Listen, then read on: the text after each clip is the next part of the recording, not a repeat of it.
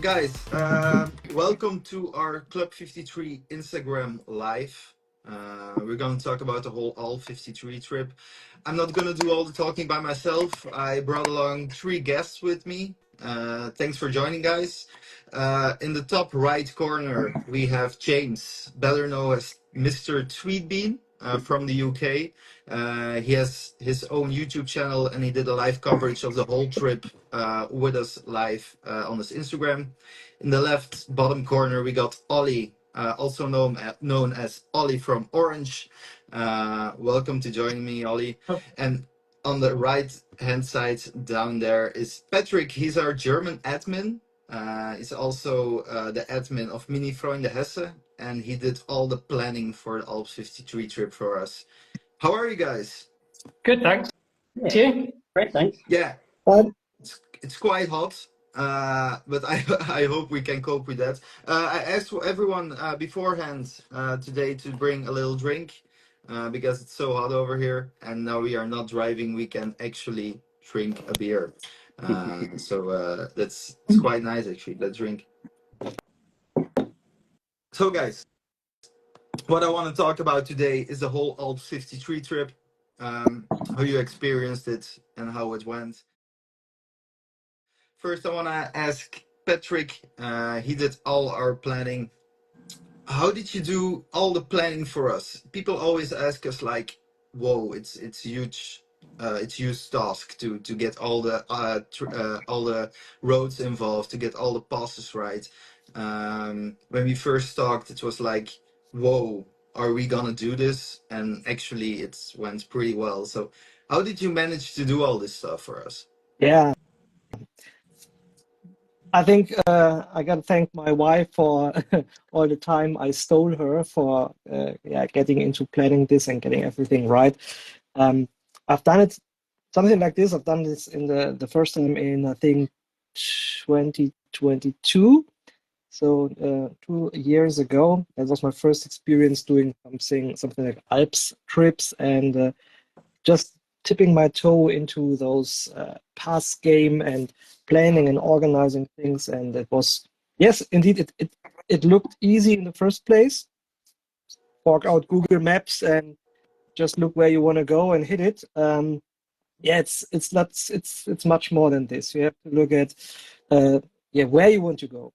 What do you want to see, and which kind of passes do you personally want to see, and which passes can you go with a group of 30 minis behind you? Yeah, there are some roads like you've seen this, the Club53 Pass, Panoramastraße, which is actually very narrow, very curvy, and even it's not the highest summit of the whole trip. It's not that easy to drive with 14 cars in a row because you have to wait for traffic and stuff like this. So deciding which roads you can go and which you can't go is part of the planning. So Yeah, it's even part of the respect for your free time. It's at least it's most people's holiday, and they expect to have a nice time and not drive anywhere and then turn around in 14 minutes because oops, that wasn't the best decision.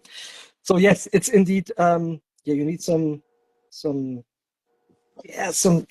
you need to know the places, Mhm. you need to know B routes, you need to know alternatives, and you need some experience to do this. And yes, it sounds like, but it's most of the part. It's fun, but it gets very challenging because you always get some nice news, like we had this year with Plan A is cancelled due to closed road, Yeah, and then you make a Plan B, and well, there's an avalanche, there's snow, you have to make a Plan C, and if your Plan C is ready, there's some shit going on and killing a complete road, and you have to make a Plan D 3 days before the trip starts.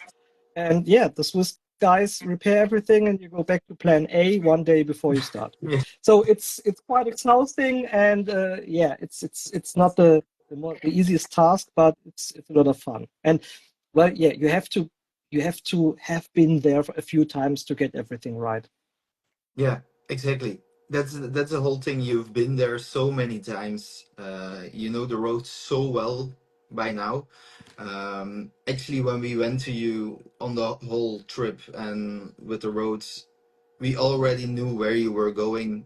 Like you knew all the roads so well. It was like you expected everyone to sometimes know the road because you know them so well. Maybe That's yes, yes. yeah, But I yeah. did it. James, I took it slow. I took it slow you took it slow. Yeah, yeah, of course. for you. Normally, I wanted to show the reel we shared a few days ago about the trip.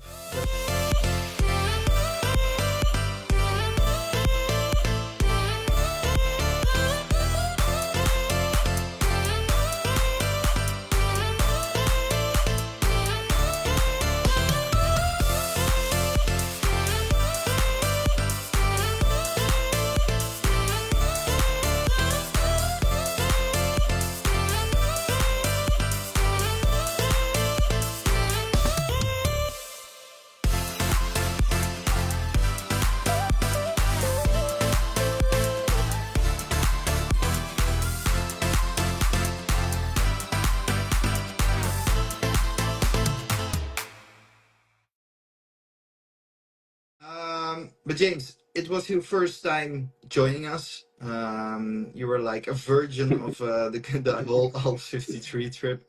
Yeah, How did you find the whole trip? Like for your first time? yeah, definitely. I think you're right because as soon as you get out there and you do that drive for the day zero to get there in the first place, you start to realise what you're in for. Yeah. It's a big test on the car just to get there, especially for us from the UK.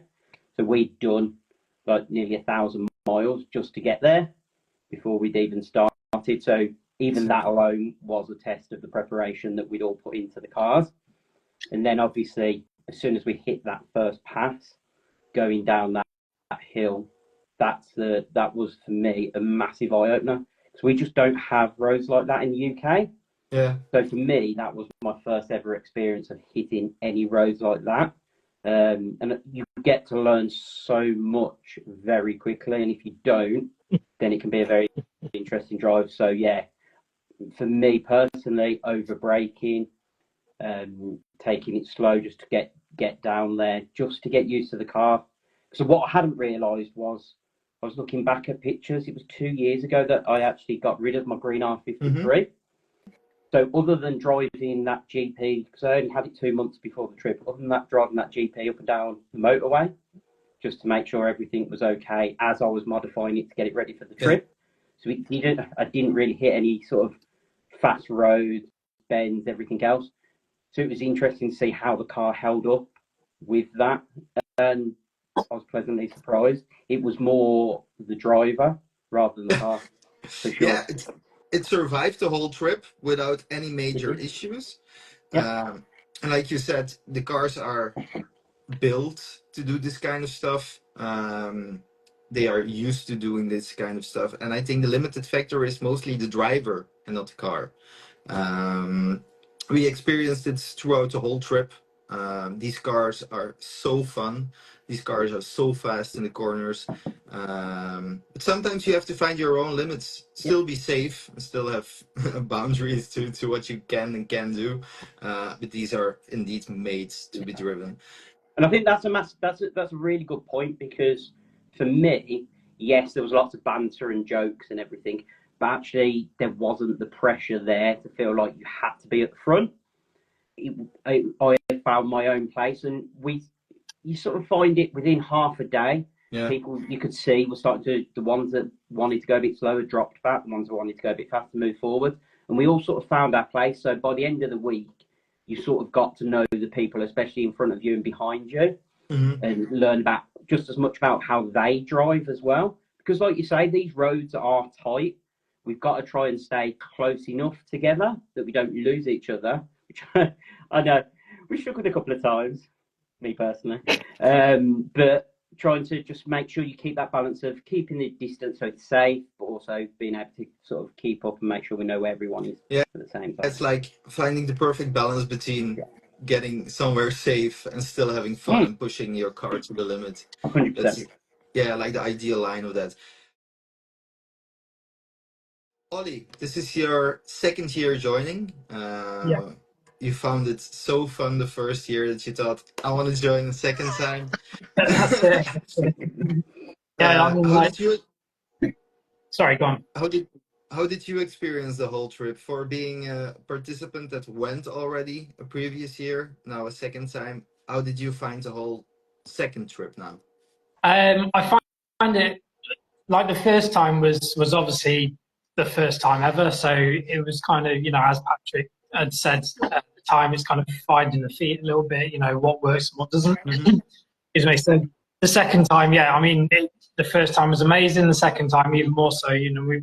We kind of got to appreciate the scenery a lot more, as well as as the roads, and Yeah. yeah, and also having a bit more time to socialise in the evening with everyone and get to know everyone. And it's just, yeah, I mean, it's not just about driving the cars; it's everything else, and it was it's amazing. And I'll keep going for as long as I've got my 53. So.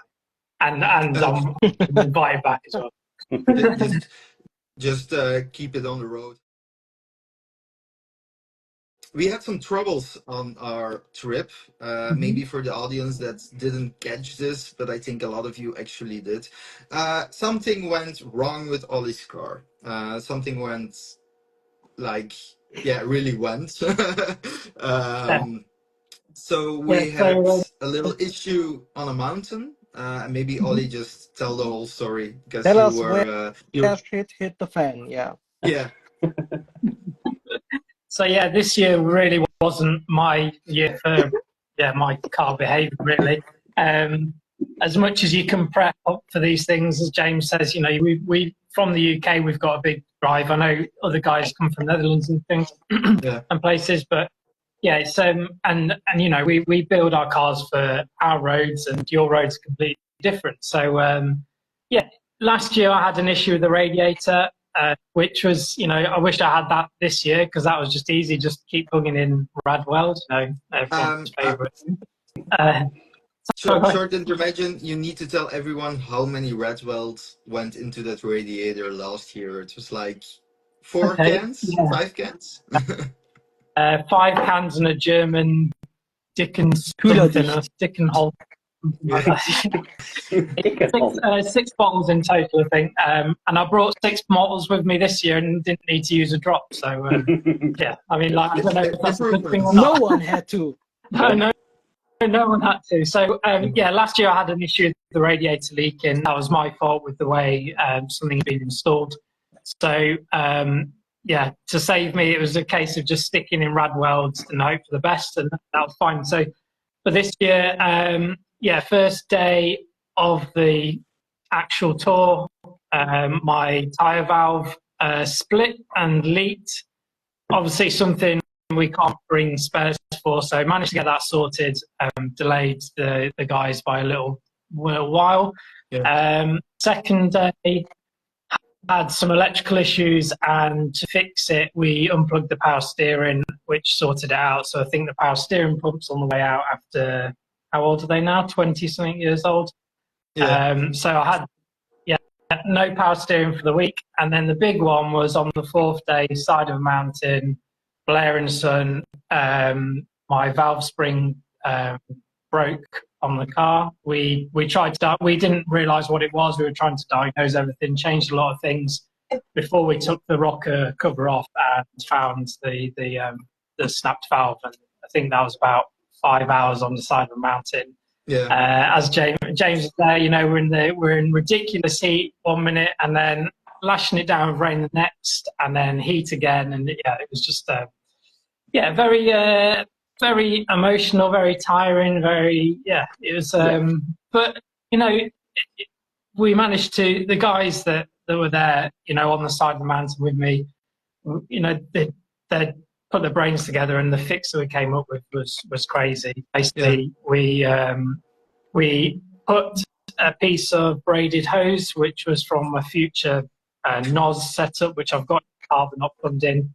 We took that and a bit of wire and a zip tie, and basically locked it so the spring couldn't move, or the valve couldn't move and the spring couldn't move, and then took the rocker off so that wouldn't be doing much.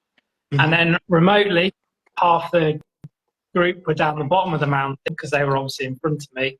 And it wouldn't make sense for everyone to come back up the mountain. Ren's remotely logged into the car by the power of 5G. That's amazing over there, but it's rubbish in the UK. Yeah. Yeah, true. You know, and he dialed out some of the fuel in that cylinder. And you know, I drove it from there down the mountain through rain, blah blah, to the hotel. That was about 100 miles. Everything was good. Took the cover off. Everything was good. Did another 200 miles. Same thing. Everything good. And then drove all the way home. 800 plus miles on a zip tied Valsbury. So it was Victory. it was yeah. It was a huge relief that we managed to fix it and I could get home, because you know it was going through my head that I'm going to have to put the car on a trailer and find an alternative means home, because it was just everything going through my head. So when the guys came up with that fix and we got it working, and you know, drove like Miss Daisy down the mountain, then gave it a bit more power and everything, you know, and just like listening and everything. And, it's crazy that I got home. A big shout out to all the persons, by the way, involved in that fix, because it was a really hectic fix. Big shout out to Bas. He was like our main mechanic on the trip. He and Evert and him were with you on the side of the road on the mountain. Richard too with James, and they tried everything to fix it, and they came up with an ingenious idea with the wiring. So big shout out to them. Without them, your car wasn't running anymore. And thanks for them for staying behind with you. Like if they weren't 100%. there, if they weren't I think there. that for me was a big thing. Like, as you say, my first time experiencing the trip is that no one was left behind. Whatever problem we had, whether it was the valve stem, whether it was obviously your engine, whether it was drop links coming loose, anyone pulled over. Not only did all the other cars stop to help, but everyone got out. There were tools aplenty. There were people all around offering support, and everyone stuck together, and that was amazing to see. You don't always know what to expect, especially when it's a group of people that don't necessarily all know each other as well. Mm-hmm. And it's sort of my first experience of like the Club 53 lot, and it was amazing to see. And that was one of the biggest memories coming back, was just the amount of teamwork there was with everything. I think actually there was a quote who somebody from our group made. It's not about the cars, it's about the people. I think that's one of the most important things we learned about the whole trip. It's so important to keep everyone going, like keep them on the roads, keep them experience the whole thing. Patrick, maybe a good question for you. How did you like anticipate it on the whole thing that these cars are 20 years old? They can break down. How do you anticipate of problems like that? Like if we need a couple of hours more or something happens, how do you anticipate on that? Well, learning from last year. They will. If it can break down, it will break down, and just multiply it with the amount of cars you have. So take your time for one car, and if you have 14 cars, maybe not the German ones, but everyone else can. So it was learning from last year. When we first did Alps 53 in 2023, the only experience I had with driving with clubs and groups was with my local club, with Mini Freunde Hessen.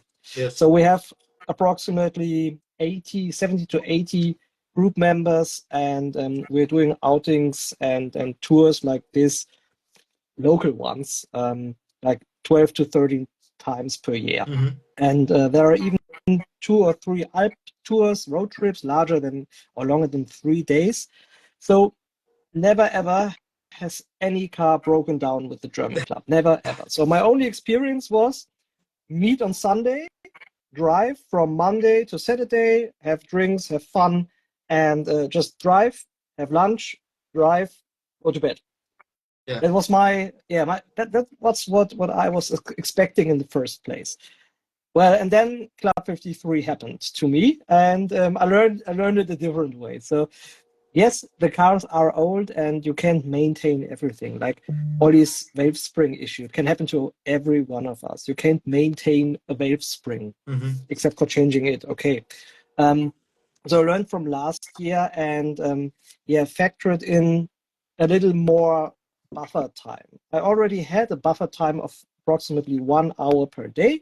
Yeah. So we won't be late at the hotel, we won't be late for lunch. But that wasn't enough in the first place for a group of like 14, 15, 20-year-old cars. So last year we were always late about 1 hour because anything happened. Something happened every day. And then another issue was the Germans like to drive a little more and a little quicker. So learning from last year, I mainly reduced the amount of kilometers per day, lowering the pace and the expected pace. So we had about 2 hours of buffer time just for breaking down, or if no one breaks down, enjoy the scenery. Exactly. That's still possible. But actually, you took the time for breaking down instead of enjoying the scenery. We enjoyed the scenery while we're waiting for you to fix it. Don't worry, Ollie. It looked beautiful. Well, yeah, the thing is, if you break down, the scenery is nice. Yeah. It's the most beautiful place to break down, indeed. Yeah, if it's not raining. Yeah. Except when you see the storm clouds rolling into the mountain, and you're like, oh my god. And I think that was the other thing. Like, I covered it in my video, but not only did we have to fix the car, but then as we were coming down the mountain, it was starting to get dark. Then we had those thunderstorms rolling. Yeah. And honestly, the weather was ridiculous at night. It was crazy. So that was a challenge just on its own. But we actually survived. We did, under a bridge. And we had a laugh. And we had a laugh. Yeah. We certainly did. I'm so sad I can't show any pictures in this live chat because we got so much pictures that are not posted on the Instagram, not posted on any socials that I wanted to show you right now, but I can't, and so devastated. But I promise you guys, the ones who are watching, I will post some of the behind the scenes stuff later. So watch out for that. No, but James. That point. So you've got a video in the making as well, I understand? Still uploading all my footage, and I'm looking at it right now, and it will take another 45 hours to upload. Days. So I think everyone keep an eye out for that on social, because that'll be really interesting to see, because I've seen some of the footage and it's amazing. Oh yeah, it's gonna be great. Like the video from last year was only the beginning because we had old GoPros with us. We didn't have all the experience and the time to mount them to film everything, but this year we really stepped our game up. And we got more footage than we ever did, all filmed in 4K. That's why everything takes so long. So for the people watching or expecting the after movie, it will take a while. It will be there, but it will take a while.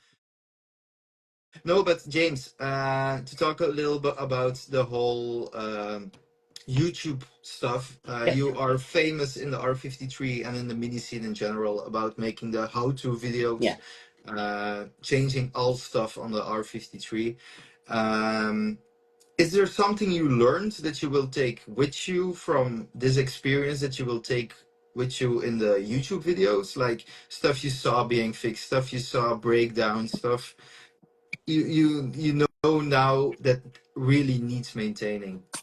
Yeah, so I think for me, even where you talked about the challenge of filming all the footage, so there's lots I learn in terms of, one, getting new equipment to take with me, but planning is a massive thing, and getting ideas about being creative with the filming. So even where I spoke to you before we went, while we were there, we were talking about GoPros and mounting them, different ways of doing it. Because there were so many of us with cameras, it was interesting to see what different bits of equipment people had got and how they were mounting it. So for me, that's a massive learn in terms that I can take to use for some of my future videos. And I can't say too much, but currently looking at something through the window that will be the next build on the channel. Nice. Linked to the Alps trip. So something I discussed while we were there. So that's coming in the next few months as well. Coilovers. Different. Coil. Yes, Coilovers. definitely coilovers for you. Just for you, Patrick. I'll even put 3 degrees of camber for you. You'll be the quickest one. You will, qualified for Group 2. Nice. We'll see. Nice. We'll see. So yeah, so that's something interesting. It's something that I've been working with Rich and Ollie on. So massive thank you to them. So when you guys do see it, there's going to be plenty of content on that coming soon as well. So that'd be really interesting to see. And that was literally, that whole build was planned during the Alps trip. And from literally the moment we got back, we put it into action. So a big thank you to you guys because it was inspiration for me. That's also something I wanted to point out, and I said it to you during the trip also. You guys started Orange. It was like the friends coming together to do something together, and it was really beautiful to see from my point of view, telling me and then seeing what happened to you, like getting the 3 friends together again, Richard, James, and Ollie, like 3 close friends doing something again for the first time in maybe how long? Yeah, it's been a while, and I think like life gets in the way, doesn't it? Like we all had children, we all sort of, our careers took off. Obviously, Ollie's super busy with Orange, etc.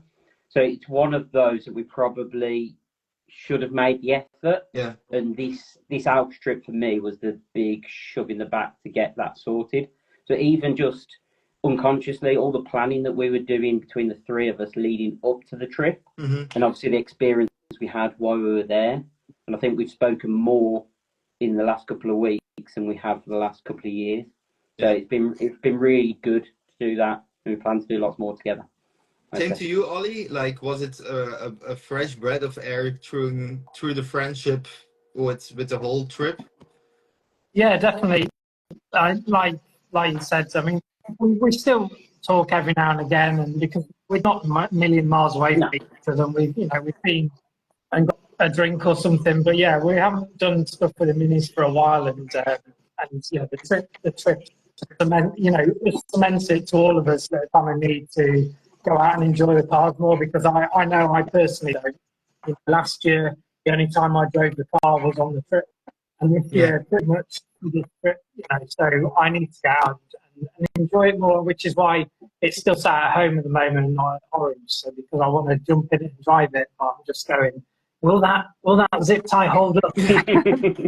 Well, Will it be there in 2025? the zip tie. Would you be surprised if it was? No, it wouldn't be. No. Nope. No, but going back to what you're saying, Dries, and it was the same last year as well, on the 23 tour. I was saying things are being quite difficult, and it was getting close to the tour, and I wasn't sure if I was going to go on it or not, and I did, and it kind of, like with the community again, and meeting all the new guys, all the new people and stuff, and it kind of gave me that boost to push things forward a bit more and stuff. It's good. It's not just about the driving; it's everything that goes with it. Yeah, it's so much more. Now maybe it's a good time to talk about maybe next year. Maybe we learned so much from this year. It's been a huge change this year to the previous year. The first year was really like a tryout. I call it that way. I don't call it the first edition because it really was like a demo run. We also told all people that this is our first time. Please apologize when nothing is perfect or things need to be learned and taken with us to the next trip. But what Patrick, are you taking with you for next year? If there is a trip coming, like Alps 53 2025, what are things you're gonna take with you from this year? If there may be an Alps 53 in 2025, if there may be, we might adapt a little bit to the feedback we got on this year's trip. We already did so with this year, so adapted and did some things different this year that worked very well. But there's still room for adjustment. For an example, we started the first trip, so the test trip in 2000. Oh, goodbye, Oli. It's by the way, his phone is overheating, so Okay. I don't know if It's hot in the UK. able to join. Yeah. Okay. The first trip was started with the German pace in mind. I remember we hit the first pass after going 90 to 100 kilometers through Swiss valleys, and then suddenly hit the first pass. Actually, not the highest one, and I drove like I did it all the time. And even my German friend Ronnie did so. Well, we didn't see anyone in the rearview mirror, and after coming down on the other side of the mountain, we had to wait around half an hour for them. So first thing we learned, we can't approach it with the German pace. So we had to adapt and make it a little slower so everyone can have their fun, because these roads aren't what you have next to your door. It's actually it's challenging. So that was the first thing we adapted in 2024. And this year, it was the time we had still some people asking for an even slower pace. And we had some people who were ready for more. I see there is Mike, there is Bast, there is Jesse in the comments. And we had two of them. There were people asking, can we go a little slower? Can we take more photos, see more of the scenery? And for the first time, there were a person who tried to stay back up my ass and keep up with the German, and they did good. So even Ronnie, yes. So we might do some changes next year. Maybe we will split it into two groups to have a thing for everyone. To make it a special trip for the people who want to go at their own pace and see more of the scenery and have a shorter trip while arriving at the same time at the same hotel as the group of quicker ones who will have a quicker pace and a longer route to drive. And that's the first thing I think we will change next year. Make it more modular, even more modular. We did it this year for the first time. We did this year with the optional day. We made it modular in terms of how many days do you want to drive? Do you want to drive 5 days in a row, or do you want 1 day of break? Do you want to enjoy yourself? Do you want to go hiking? Do you want to go biking?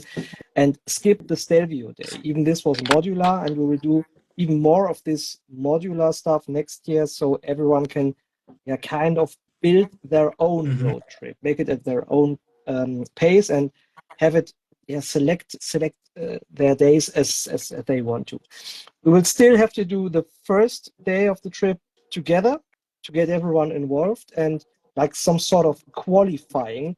So even if someone says, I want to join the quicker group, and doesn't actually know what quick means, what is fast in terms in my language. And so we will do the first day together and see how the group works.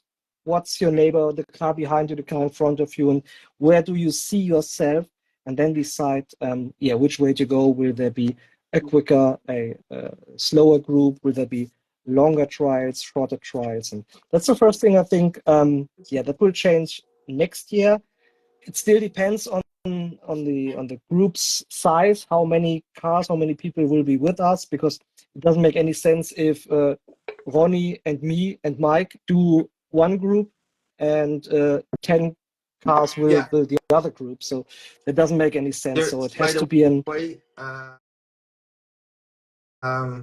one of our participants said the optional day was a great idea for the passengers too. I think that's an important thing to passengers. Yeah. yeah, for the passengers too. If we bring your, by the way, if you bring your girlfriend along or your wife or something, she might want to do something else than sitting next to you a whole day in the car. That's why we involved some resting days. We had actually two of them this year. And I think that was a great idea to previous year where we only had one full day. And I think the same thing is this too. Like you have to get some rest for the whole driving part. The driving is very fun, but you have to rest too. And I think sometimes it's a good idea that some people can join the extra stage, and some people can take some rest. If they want to, yes. I still gotta do every day, so every day there is a trip, so you can join. But I'm fine with that. It's Ollie's back. No, Nice. sorry. Carry on. Yeah. So it will be possible to make it your own road trip. Yeah, do the full 1,600 kilometers. Do the full 1,600 kilometers the higher pace or slower Yeah. pace, or just skip day 3, skip day 2, skip the special stage. Even this would be some interesting news for 2025. As some may know, this year we did a special stage after arriving at the hotel. We offered another round trip of 100 kilometers just before dinner for everyone ready to drive. Yeah, another step and in a quicker pace.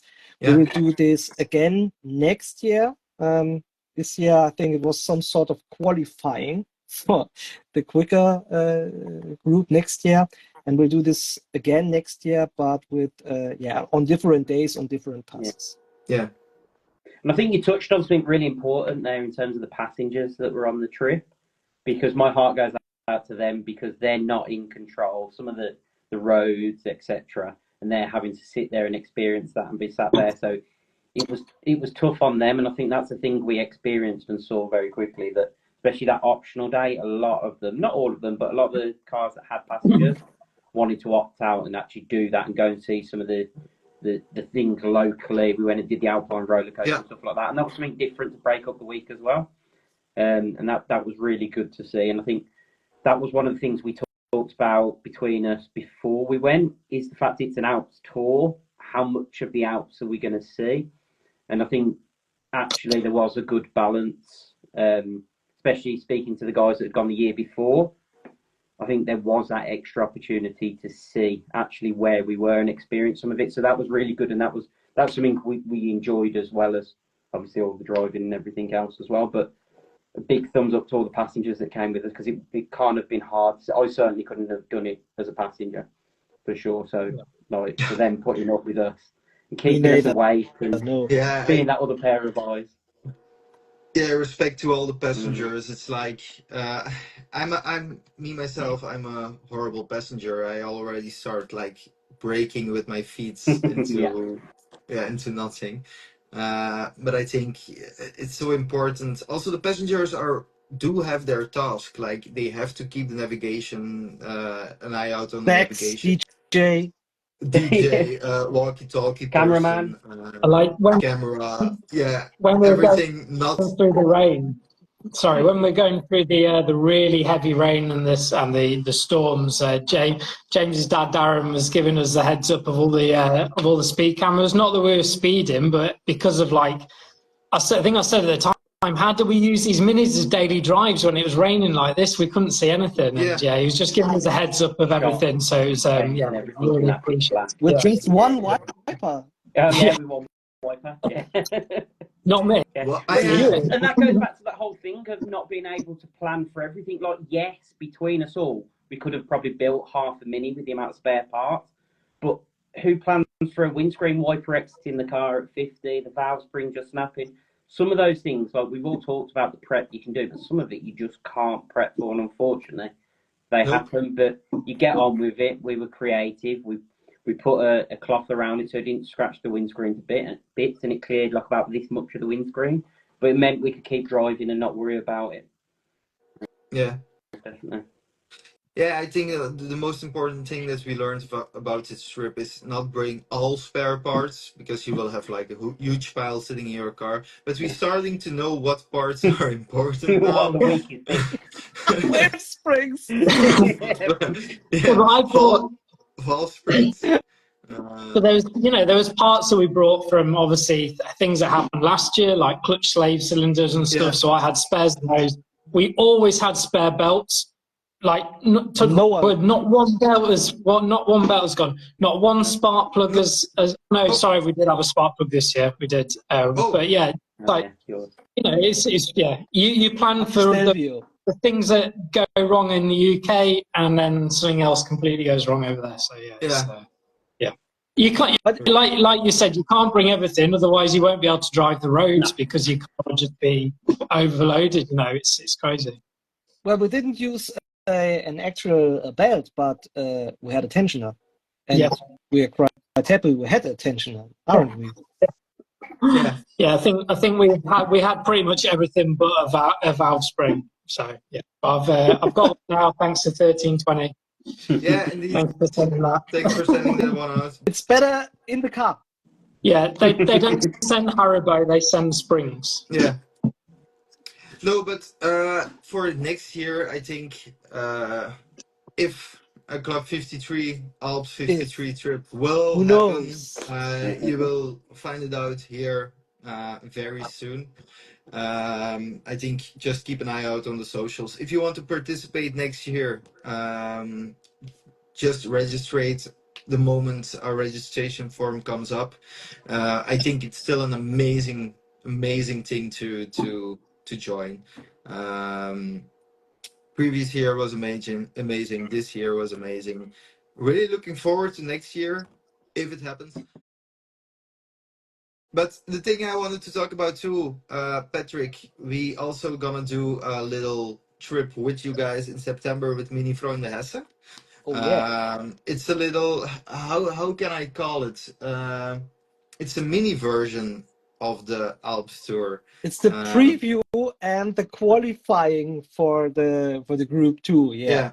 We will take notes. It's some sort of casting. You can you can apply for group 2 by joining the Germany trip. No, we're looking forward to it because after last year's trip, I talked to a lot of participants about how we do it in Germany and what's different to the Alps trip and what's generally different with the trips itself. And some asked me, if you ever do something like this in Germany, just tell me, let me know, invite us. And that was the idea, to invite Club 53 to Germany for a whole weekend and show you guys how it's done in Germany, how we do this with our group, and even get all of them involved by doing 2 trips, a level 1 tour, like we call it. So that's perfect for James because we just do it at our own pace. We even have preschool teachers coming with their Coopers and the Yorkshire Terriers next to them. They have a lot of fun. Yeah, we'll have ice cream on day 1. So level 1 is for that. Yeah, come over. Level 1 is for everyone. We will just have a nice. We have to take care of everyone. Everyone looks in the rearview mirror, and if that mini gets smaller, just break and wait for everyone. Yeah. That's level 1. So we have just nice ice cream. Sorry to interrupt, but I think one of the things you said on day 1 was quite interesting because obviously you could tell you were used to like dealing with your German group. Because one of the first things you said to us was around the overtaking side of things, and that the car that's overtaking stays out and hangs out while it's clear to let everyone know that they can go. And I think obviously because it was such a mixed group, I don't think we did that at the beginning of the week, but towards the end you started to notice that taking, and that worked so well. There was a bit where me and Ollie were going, and my dad was like, "But you can't see around the bend." I was like, "But Ollie is staying out. So I'm going to go, and it's absolutely safe, and it worked perfectly." Plus, that's it. plus three. I don't think like you realise when you drive in a UK car Yeah. where we're on the right side thingy, We're on the right we You need a can't. side of the Honda. road. So we're having to drive and try and look around like the car, you know. So yeah, so hanging out is it helps us no end as well. Definitely. We're just looking down the mountain and going, oh Christ, you know, that's the wrong drop. Oh Christ. Trying not to die. Yeah.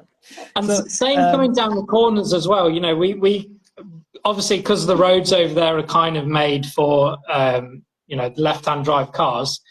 You're in a position to be able to see what's coming around the corners as you're coming around the passes or going up the passes. But being on the other side, we don't get that luxury. We just see the door. We can't see so. Yeah. It takes us a little time to get to overtake. That's my you need excuse a spotter. You have to bring a passenger, and you have to trust that passenger, and have a spotter. See if the lane is free. And that's the thing you might need for our level 2 tours, because on Sunday we will do a level tour. That's I'm not saying that's like Fight Club, because we don't talk about Fight Club, but it's definitely more engaging with a quicker pace. And while I said level 1 is taking care of the Mini in the rearview mirror, level 2 is like getting rid of the Mini in the rearview mirror. That's what we are doing on Sunday. So already have some Club 53 members looking forward to day 2, the level 2 trip, and even have our local matadors, our local heroes like Max and Ronnie. Yeah, exactly. The Punisher. They are ready. The end boss here in Germany. I think everyone's looking forward to this German trip. So it's in September, and it's right in between the track day, and we have another Alps trip in October for the German group. So the September meet and greet Club 53 meets Mini von Essen is right in between. Yeah. Talking about the club track day, that is this Sunday. So this Sunday in Zolder. Good news and bad news. The good news is we have very great weather and not as hot as today. Like, it will be okay, but it will be dry. The bad news is it's completely sold out. All tickets are sold. So if you want to send us a message to join, sorry, everything is sold out. So you can join this year, but we already planned next year. So next year there will be a track day at Circuit Zolder again for Club 53. What I want to talk about also, Alps trip next year. Guys, are you joining again? Yes. Yeah. Everyone's Nice. Are you joining? Oh, no. yes. No, have fun, guys. Tell me, send some photos. Yes. No. We got all the GPX files from this year. We'll be fine. We don't need Patrick the planner anymore. No, but first of all, I want to take this opportunity to thank Patrick for planning the whole stuff. He did an amazing job this year. He was a lot more relaxed this year also, and I found that very amusing. That he was more like he was enjoying it more than previous year. I lowered my expectations. Yes. No, but I found it very amusing that he was enjoying it as well. Next year was pretty hectic, and it was really searching for the best balance between driving and sleeping and stuff. And now we found a close match to perfect. Much better, yes. So Much better. thanks to Patrick for planning the whole thing. I want to thank James for documenting the whole trip, doing all the live stuff, doing all the vlogging about how his day went, how he enjoyed it as a participant and not just us showing pictures and stuff. It was a whole different look on things. James, thanks. No, And thanks, Simon. Ollie, for joining a second time on our trip to to break down on the side of the mountain. Delivering And great stories. Thank you. Yeah. He's the one creating the great stories. I also think he enjoyed this year much more than previous year. I saw him smile all day. So it was very nice. And I want to thank all people that joined this year. People who are still watching, please give a shout out in the chat and say like that you're here. Thanks for joining this year. And I hope we can do this all over next year. Same great group of people, same great group of cars, and keep it Club 53. Keep the level of cars to a certain grade. I think we really did well this year. If you got questions, I saw one question that I really want to address. It was a while ago, but I didn't have the time to discuss it. There was a question about the mapping. Did the mapping, no, did the height of the mountains, like, There did it have, And the there was a quality of the question about fuel. fuel. yeah, Yeah, did it fuel. have any effect on the mapping? We had the luxury to get Rens with us. Rent. He's our Even mapping remote guy. rents. Remote rent. I think we actually had one problem with altitude with Bas his car. That And it was struggling. and Rich's turbo was with the altitude as well. But yeah, Ren's tip tapped and sorted it all out. Just went. Yeah, and it was done. Yeah, where's Rens? I don't know. Probably working. Yeah. Busy guy. Oh, he's in there. He's in there. He sent some hearts. Did he? Oh, But yeah, People were asking there's- about the quality of fuel, so I think pretty much Yeah. everywhere we got 99 most of the time, didn't we? Yeah. If not 100. there was lots of E85 which I wanted to use, but yeah, next time. yeah. Next year. Next year, Ollie. Time when I don't need to use the hose to fix a spring, I can use it for Yeah. But there were a lot of places actually. I know it's like that in Germany, but also in Austria and stuff. Here it gets 100 degrees octane. Like, I was just reading the comments. Sorry about the cars were so rich that you could refill while driving behind. So, yeah, the fumes coming off some of the cars to anyone who wasn't there was pretty strong. Behind Bas, I think. Yeah, you know the fight. You know the fighter jets with like the hose. Yeah, Nozzle. Like yeah, it's like refueling on the road. Yeah, there's quite a few times driving along going, oh, I think I'm feeling a bit, a bit. Yeah. That's a nice thing about driving in front. I always have the fresh air.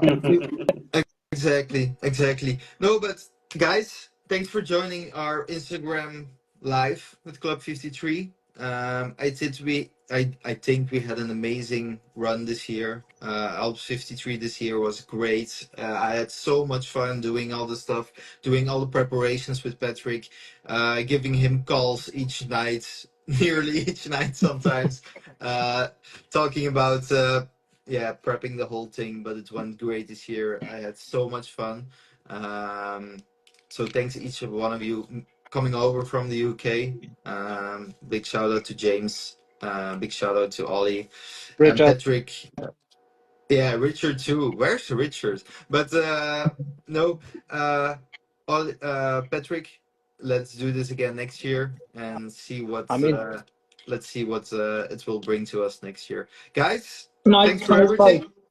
And I just say, I know we said it on the tour. Big thank you to everyone on the tour for speaking English 99% of the time. You know, anyone who wants to join from the UK, you know, that's a big thing. And there's times where they are speaking in your native language or whatever you call it.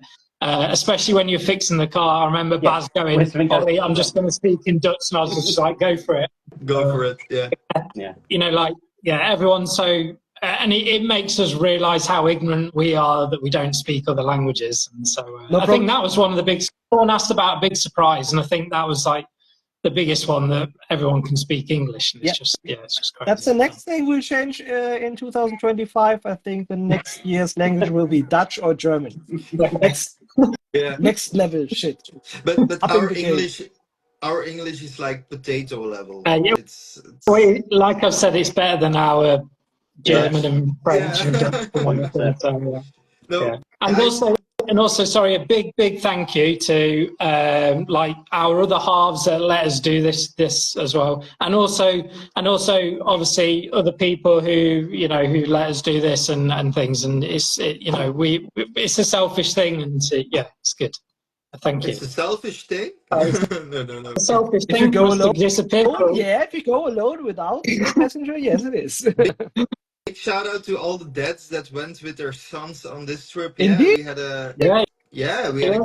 quite a few family dad trip. son. On that note, guys, thank you, and I see you next time.